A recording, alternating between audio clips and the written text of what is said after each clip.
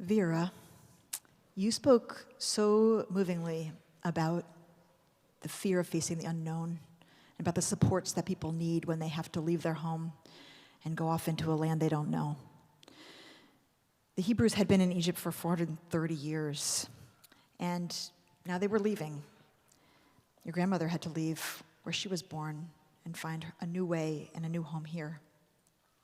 When we look at our ancestors, we know that they had no way to imagine what lay ahead, whether it was our ancestors of the Torah or our more recent ancestors, what dangers, what possibilities. The known, even if it is wretched, is often more comfortable than the unknown. You could say that every generation has lived facing an unknown future, and of course that's true. None of us can see the future. And even when it seems that all is stable and predictable, it's an illusion. But we are living in one of those times when we are aware that massive change is underway, and the future is not only unknown but also frightening. There are so many things that we worry about, from climate change to war. And I know today many people are thinking about tire nickels and systemic racism in this country, and are wanting to stand in solidarity with the Black community in Memphis and around the country, and praying that we're going to end systemic racism in our time. But today I need to talk to us about Israel, because that's something I'm worried about. Last night, a gunman opened fire at a synagogue in Jerusalem as people were leaving Shabbat services. And at least 7 people died and more were injured, some critically. Hamas and Islamic Jihad praised the murders, calling them retaliation for a raid in Jenin by Israeli forces who killed 9 people there the day before. And that was the deadliest West Bank raid in many years. And the synagogue attack was the first major synagogue attack in Israel since 2014. Before I say anything else about Israel, I want to say that here we are at a synagogue on Shabbat, praying for a future of justice and peace. And we have to pay security forces to stand outside because we know that there's always a chance, that someone might want to harm us because we're Jews. We understand how shattering it would be to face violence in such a time and place, and what kind of trauma the victims and victims' families are experiencing right now, in addition to their profound grief. We worry about our own family, and we worry about the whole family of the people of Israel. And like many of us, my love for Israel is deep, and it's in my bones. I am worried that Israel is on a path to self-destruction. I've been worried about this for a long time. But in the last few months, it started to seem very real. It's been 55 years that Israeli forces have been occupying Palestinian villages and Palestinian homes and Palestinian orchards and Palestinian cities in the West Bank. It's been 55 years that Israeli governments have coddled settlers and right-wing xenophobic and racist movements, which hold similar ideology to our right-wing racist and xenophobic movements here. And it's been 55 years that the American Jewish establishment has refused to criticize Israel's governments for this behavior. Today, we're witnessing the result of those 55 years, a crisis where democratic freedoms and protections are not only unavailable to West Bank Palestinians, but also in peril for Israeli citizens, both Jewish and Arab. There are people who question whether Israel should exist as a Jewish state, and I am not one of them. When the United States faces its very real sins and evils, I don't question whether this country should exist. I continue to believe that the Jewish people need and should have a Jewish and democratic state where we have self-determination and can protect ourselves from those who seek to destroy us. Yesterday was Holocaust Remembrance Day. History has proven this need, and the current global wave of anti-Semitism only confirms it. However, I also believe that unless Israel confronts its own sins and evils, its relationship with the Palestinian people will be its demise. Not because the Palestinian people will be more powerful or able to defeat Israel by force, but because the occupation is eating away at Israel's character, at the soul of our people from within. If you've been following the news, you know that last November, Israel elected its most right-wing government in its history, with Bibi Netanyahu again at the helm, despite the charges of corruption against him. This time, he is in cahoots with openly racist, supremacist, and violent forces. The new Minister of Finance, Bezalel Smotrich, declared that he didn't want his wife to give birth in a shared Jewish-Arab floor at Hadassah Hospital or to be treated by an Arab doctor. Itamar Ben-Gvir, the national security minister, has said that Jewish citizens of Israel are landlords over Arab citizens of Israel. Since taking office, he has already banned Palestinian flags from all public places in Israel. Israel's new justice minister, Yariv Levin, is moving to undermine the judiciary branch of the government, which would give the current ruling coalition near total control of the country, severely undermining democracy. Levin is proposing to restrict the High Court's capacity to strike down laws and government decisions by requiring an enlarged panel of judges and a special majority to do so, including an override clause, which would enable the Knesset, Israel's legislature, to re-legislate such laws unless all 15 justices unanimously rule to strike it down. He's also proposing changing the process for choosing judges to giving the government of the day effective control over those choices. He's also moving to prevent the court from using a test of quote-unquote reasonableness against which to judge legislation and government decisions, and to allow ministers to appoint their own legal advisors instead of getting counsel from advisors operating under the Justice Ministry. These moves would severely limit the authority of the High Court of Justice and undermine the judiciary. Unlike our Congress, which includes both a House of Representatives and a Senate, the Knesset has only one legislative body. And because Israel's system is parliamentary, the Prime Minister's coalition also controls the Knesset. Therefore, the courts provide the only checks and balances against the ruling coalition.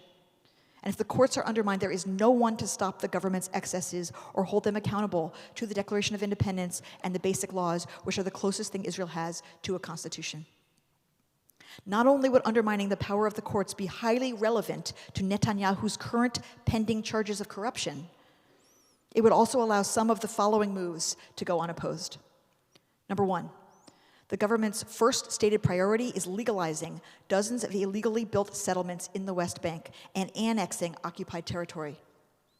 Number two, the government seeks to endorse discrimination against LGBTQ people on religious grounds. Number three, the government plans to give generous stipends to ultra-Orthodox men who prefer to study instead of work and to exempt ultra-Orthodox schools from core curriculum requirements. That is familiar. Number four, the government plans to make employment for Arab teachers more difficult within Israel and to reduce funding for Israeli Arab villages, which are already unfairly underfunded.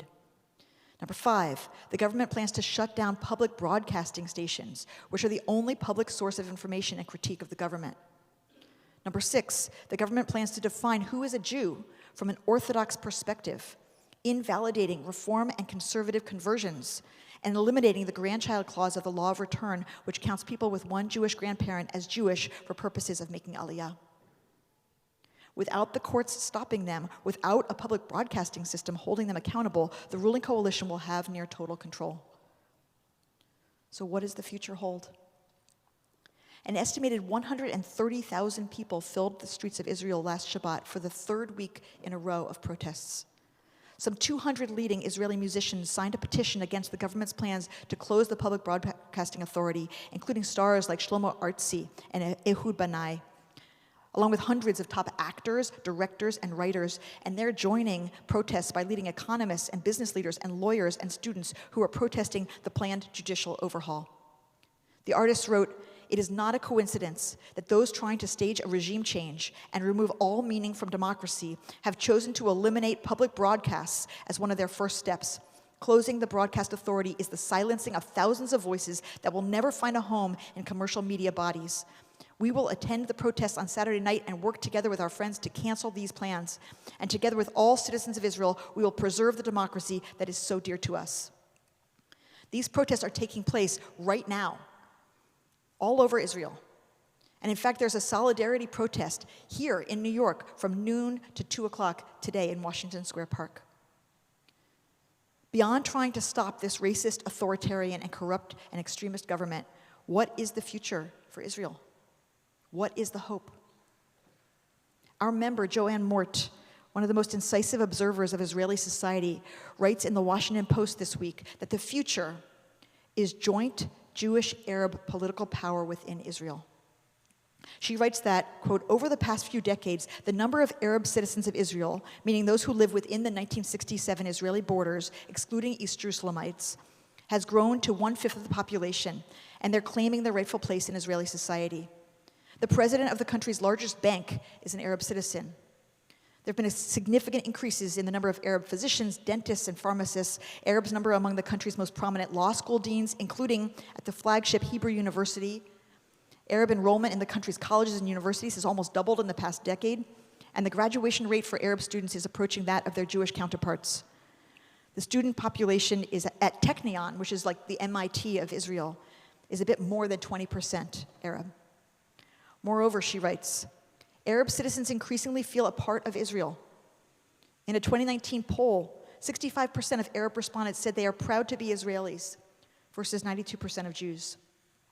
Other polls show that Arab citizens want political representation in the Israeli government and to participate in the political process. In a 2019 poll commissioned by the Post, Washington Post, 77.5%, I think it must be the Jerusalem Post, 77.5% of the Arab public supported political participation. And should a separate Palestinian state emerge, Arab Israelis overwhelmingly want to remain Israelis, as polls have shown over and over and over again. In fact, Mort argues that it is this political participation that could turn the country around. She notes that Arab Israelis voted at a 17% lower rate than Jewish Israelis in this last election. And if the voting rate had been similar, the outcome would certainly have been different. Mort imagines a future for Israel where the center and left Jewish political parties partner with the Arab political parties with a platform centered on Jewish-Arab unity. It could even include additional state symbols and holidays promoting shared Israeli identity. It could include major anti-racism campaigns. It could include codifying the values articulated in paragraph 13 of Israel's Declaration of Independence, which declares, quote, the state of Israel will be based on freedom, justice, and peace as envisaged by the prophets of Israel. It will ensure complete equality of social and political rights to all its inhabitants, irrespective of religion, race, or sex. This unity platform would overturn the 2018 nation-state law, which downgraded Arabic language and Arab identity in Israel, and it would work toward a new Israeli constitution, which the country has always needed.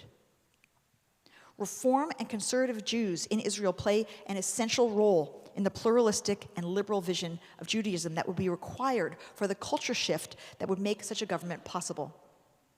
In 2018, the Israeli People Policy Institute found that 13% of Israeli Jews identify with the reform or conservative movements, and that identification is growing.